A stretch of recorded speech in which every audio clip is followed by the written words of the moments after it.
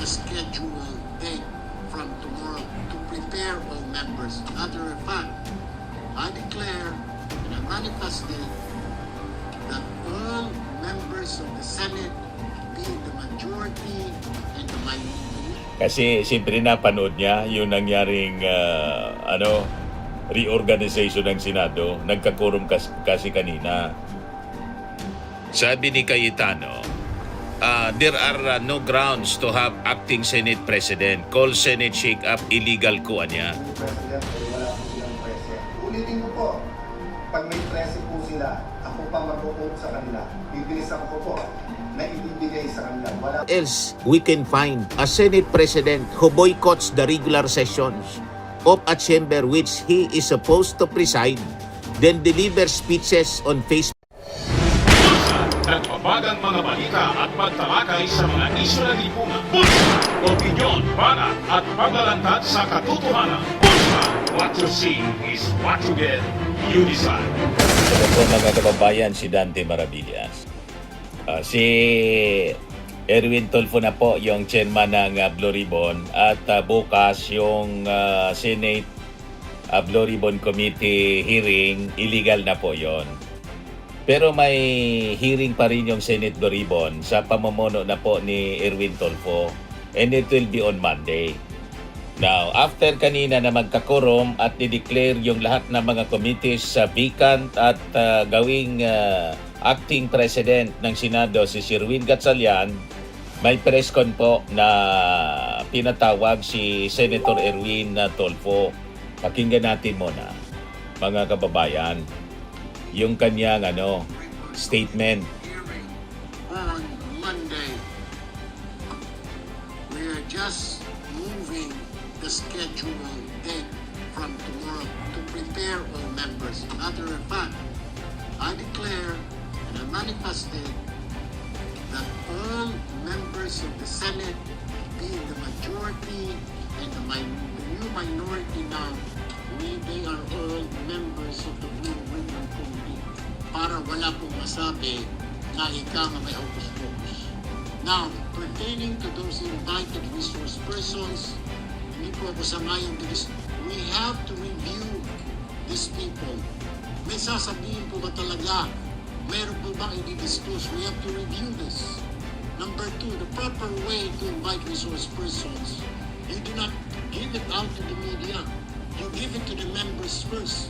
Ang nangyari po kanina, yung lista na sinasabi nilang invited sa Blue Ribbon, hindi po duman sa tamang process. There will be a Blue Ribbon Committee hearing on Monday.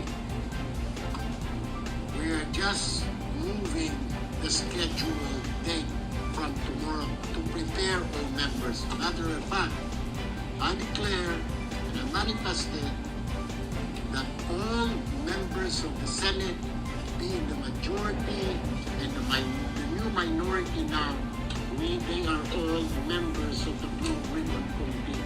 Ngayon, live streaming uli si Alan Peter Cayetano imbis na magsesyo. Kasi siyempre napanood niya yung nangyaring reorganization ng Senado. Nagkakurum kasi kanina. Sabi ni Cayetano, there are no grounds to have acting Senate President. Call Senate shake-up illegal ko niya. Illegal ko? Ang malinaw na illegal yung ginagawa po ninyo kasi hindi na kayo nagtatrabaho.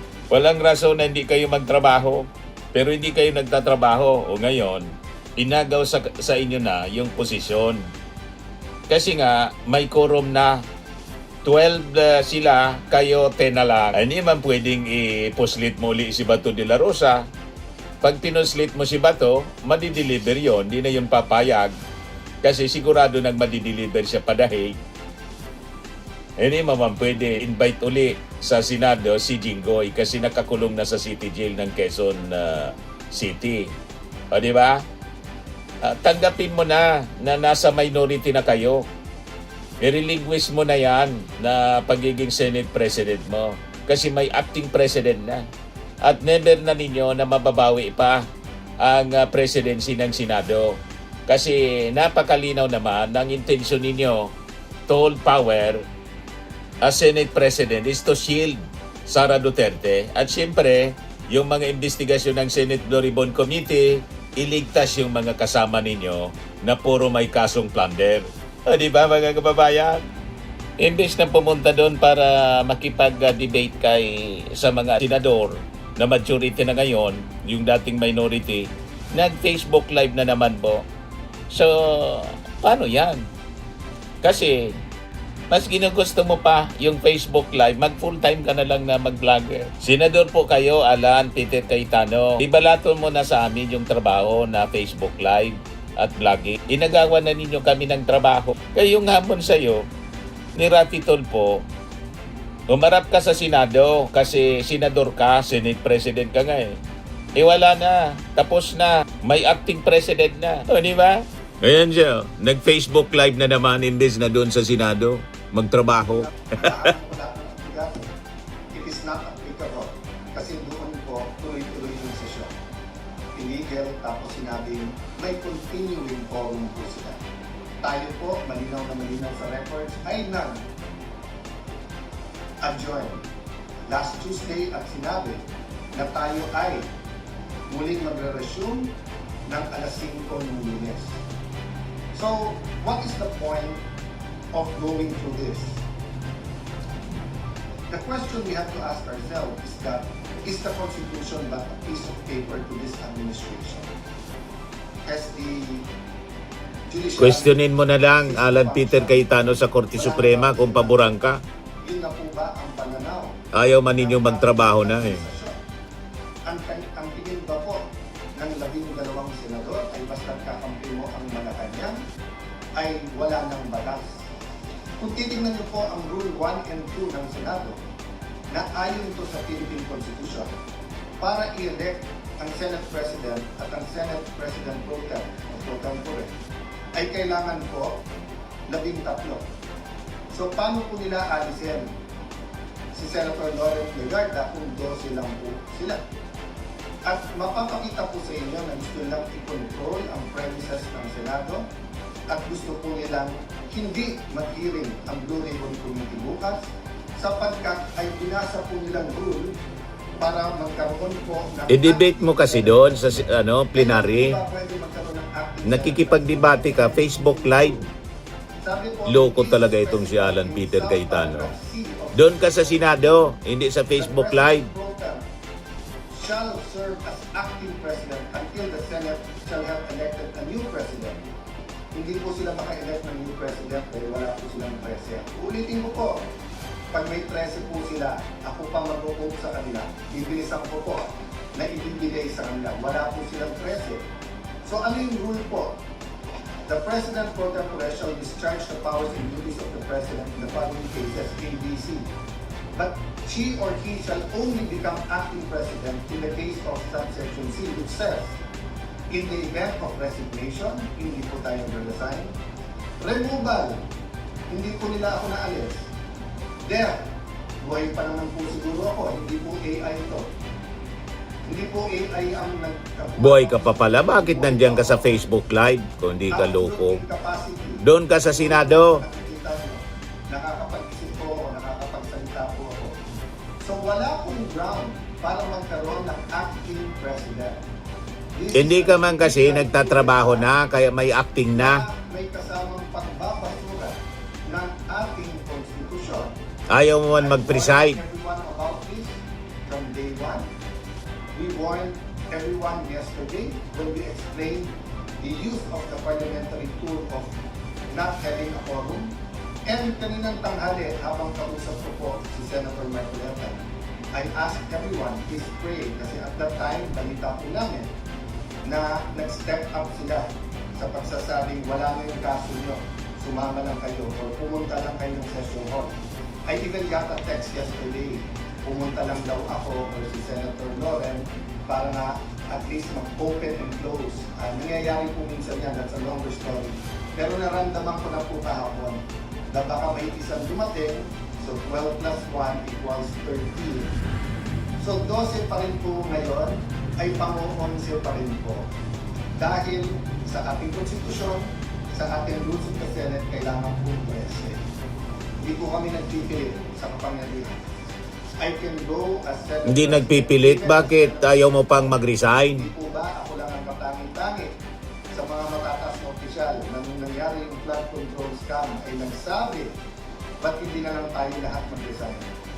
Bakit po ngayon, after asking me to resign yesterday, illegal po.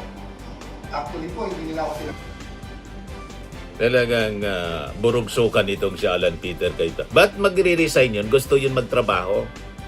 Kayo yung mag-resign kasi ayaw ninyo magtrabaho. Di ba? Napakalinaw. 2 araw na kayong absent.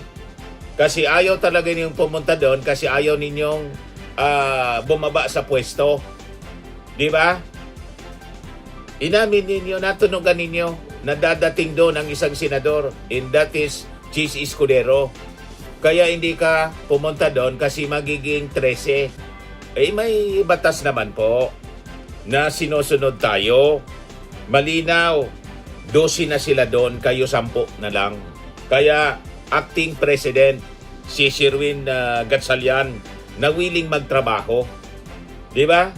Kayo napakalinaw na unwilling kayo magtrabaho. Ang gusto ninyo Facebook Live. May time kayo mag-Facebook Live.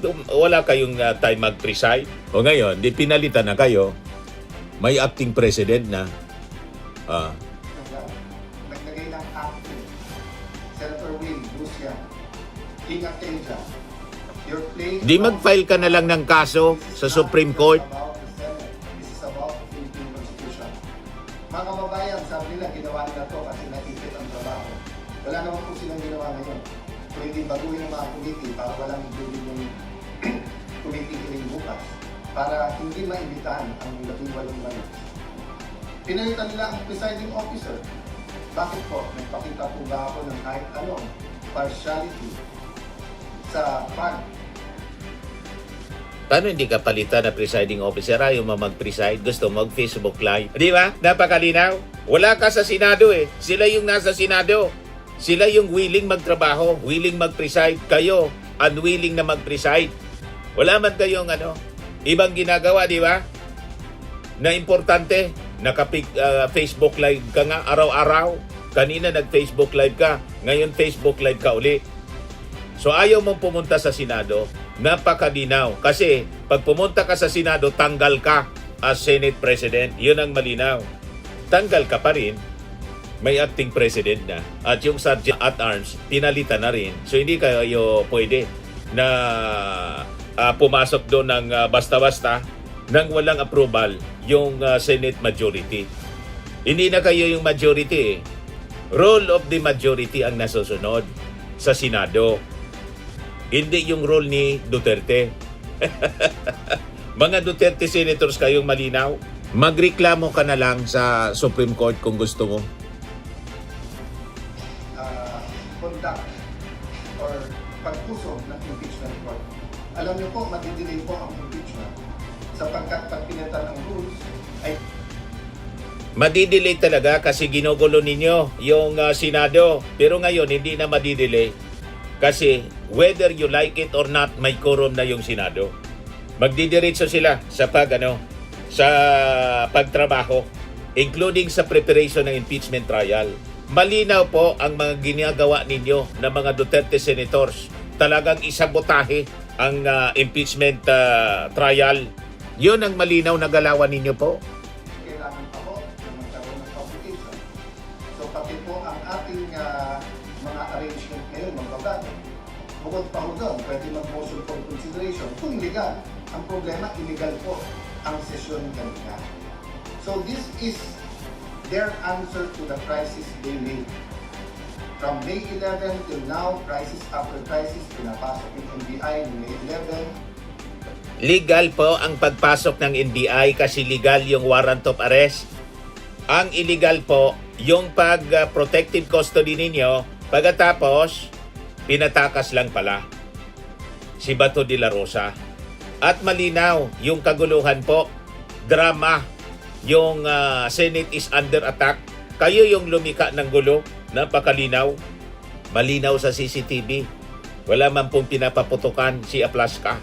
Pinapaputukan niya mga multo. Para magkagulo.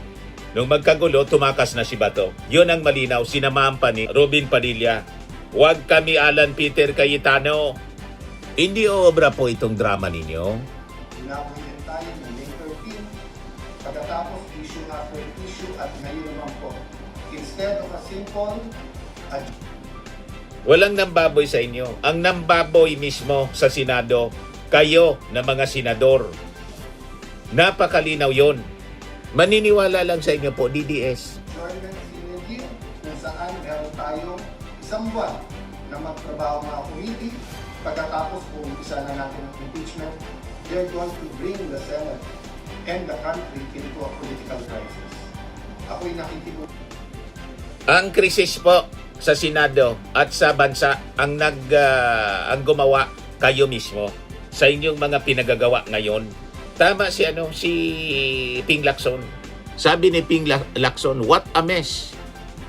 Where else we can find a Senate President who boycotts the regular sessions of a chamber which he is supposed to preside, then deliver speeches on Facebook instead of the Senate floor before his peers so we can interpellate him?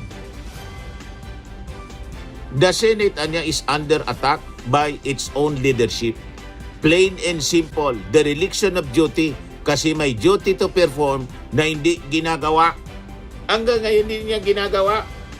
Ang ginagawa niya nag-Facebook Live para sagutin yung mga akusasyon sa kanya ng Senate minority. In which case, yung mga akusasyon sa kanya, totoo. Dereliction of duty talagang ginagawa niya. Hindi man nagtatrabaho, hindi man siya nagpipreside, nagpi-Facebook Live.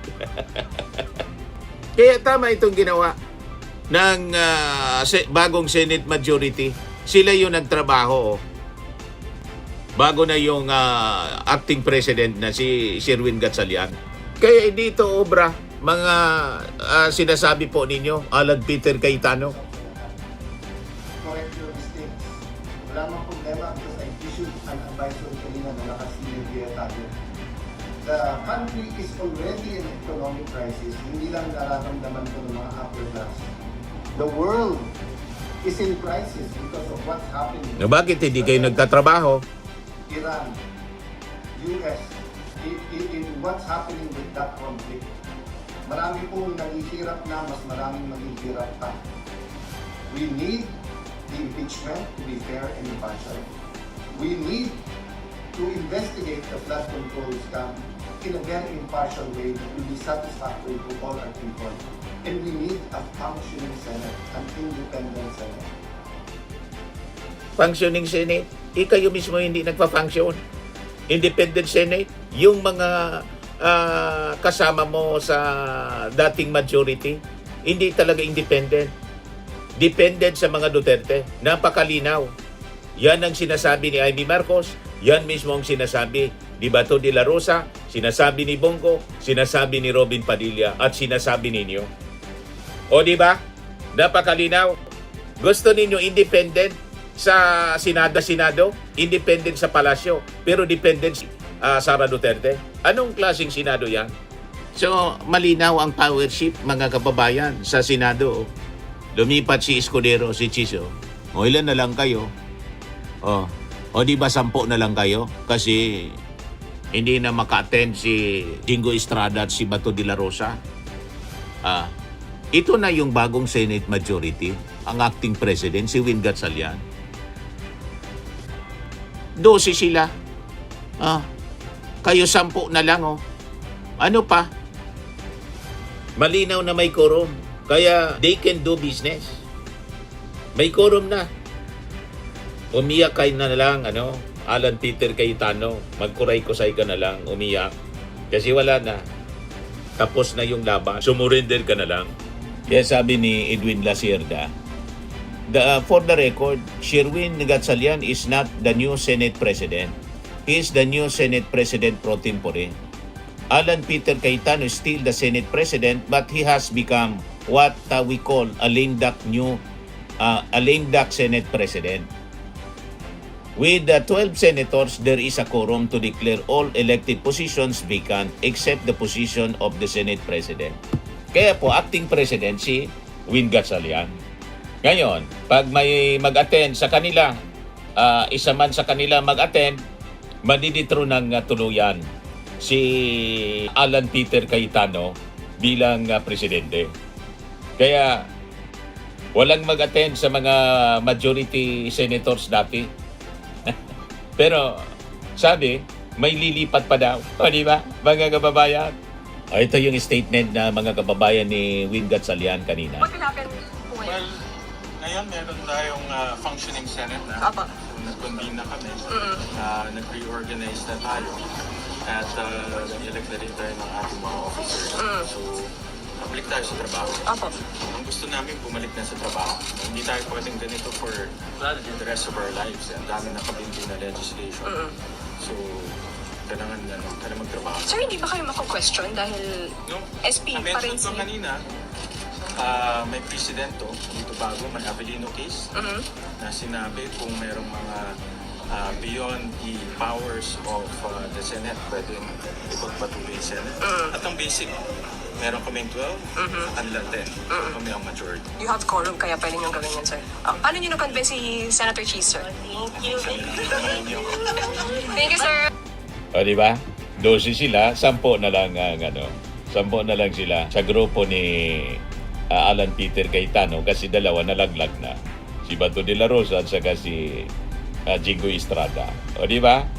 Ngayon, speaking of impeachment po, yung sagot ni Sara Duterte, puro rehas, non-answer pa rin mga kababayan yung sinabmit ni Sara Duterte. It's like Duterte's digong's tukhang o plan tukhang.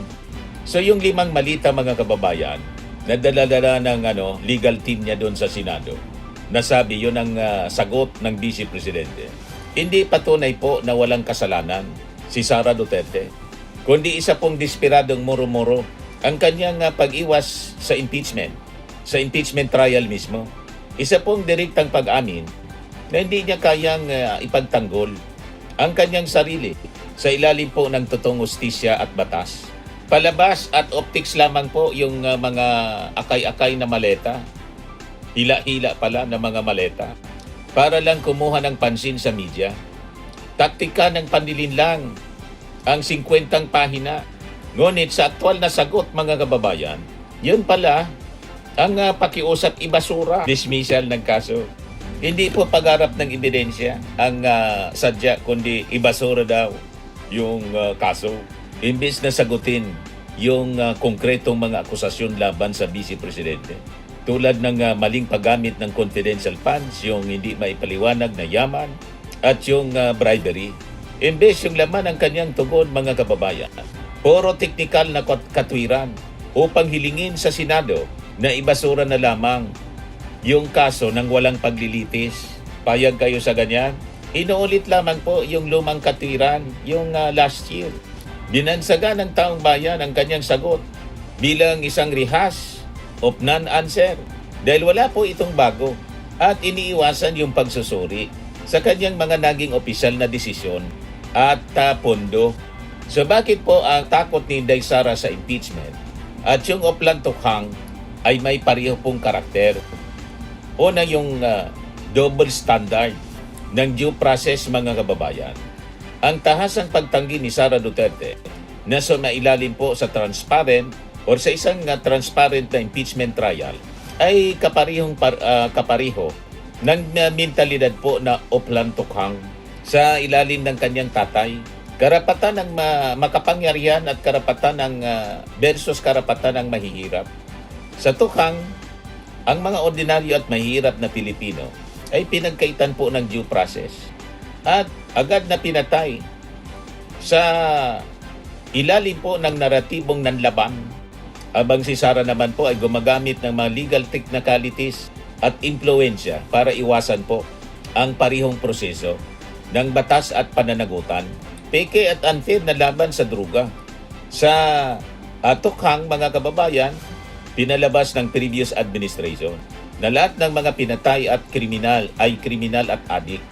Ngunit sa katotohanan, mga libo-libong mga inosenteng sibilyan at kasama pa yung mga bata na namatay, abang yung mga malalaking drug lords, mga kababayan at sindikato nanatili pong malaya at hindi po ginalaw ng kanilang kamay na bakal. Ang napaka-klaradong example dito yung bilyong pisong magnetic lifter. Alam na ninyo yung kwento. So makikita natin dito, takot na takot si Sara Duterte sa katotohanan at hustisya. Ang pagmamatigas po niya na huwag makilahok ng tapat sa paglilitis, patunay ng isang kultura ng impunity o kawalan ng parusa kung malinis po yung kanilang konsensya mula sa korupsyon ng confidential funds at koneksyon sa illegal na droga. Hindi kailangan po na magtago sa likod ng 5 maleta ng palabas ng dokumento. Pagkatapos yung kailangan po ay dismissal man lang pala nang walang trial. So simple lang po ang logic. Ang inosente ay humaharap sa korte para linisin yung kanyang pangalan. Ang may sala lang mga kababayan ang takot sa liwanag ng paglilitis at mas pinipiling magtago sa maruming laro ng technicalities. Match swimming and lifting cream, pinapahid po sa mga pulses in affected area. Mainam po sa paninigas ng mga kasukasuan. Ito naman po, Automax Radiant Serum. Sa mukha naman yung application, anti-aging po siya. You will look 10 years younger than your age. Sa mga cancer patients naman po, baka lang gusto ninyo itong itry. Neng siya red mixed fruit drink.